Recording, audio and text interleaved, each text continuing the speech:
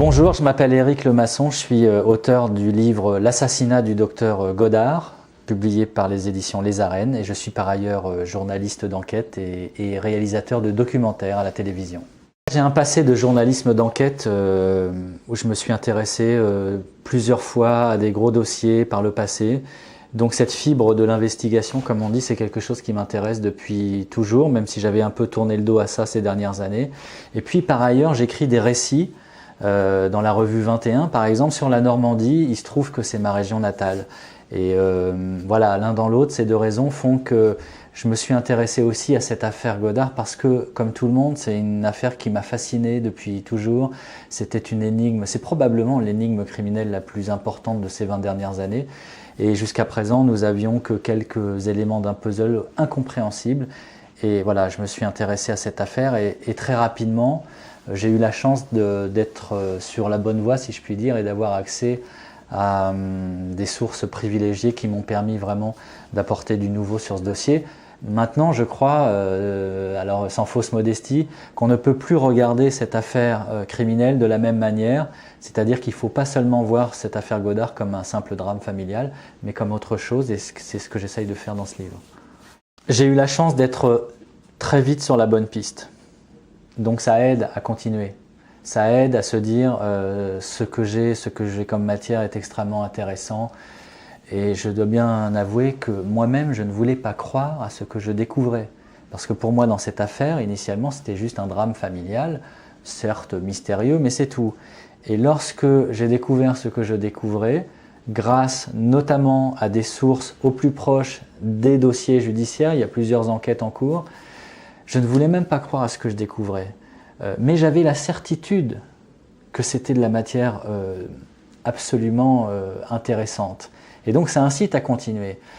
Après, j'ai pas eu de difficulté particulière. La vraie difficulté qui a été la mienne, je dois bien l'avouer, c'est de me dire, est-ce que je continue ou est-ce que je m'arrête? Parce que c'est une affaire dangereuse, parce qu'il y a des commanditaires et des meurtriers qui courent toujours, il y a des meurtres impunis. Et découvrant ce que je découvrais, la question que je me suis posée, c'est est-ce qu'il ne vaudrait pas mieux s'arrêter parce que ce serait plus prudent, parce qu'il vaut mieux laisser la justice œuvrer, ou est-ce que ça vaut la peine de continuer? Et pendant plusieurs mois, je me suis posé cette question et j'ai décidé de continuer, d'aller au bout en étant extrêmement prudent, je crois. Mais c'était un choix qui n'était pas facile, de se dire c'est quand même un dossier qui potentiellement est risqué. J'ai très vite su que ce serait un livre et pas autre chose, même si mon métier quotidien c'est de faire des documentaires et des récits en images.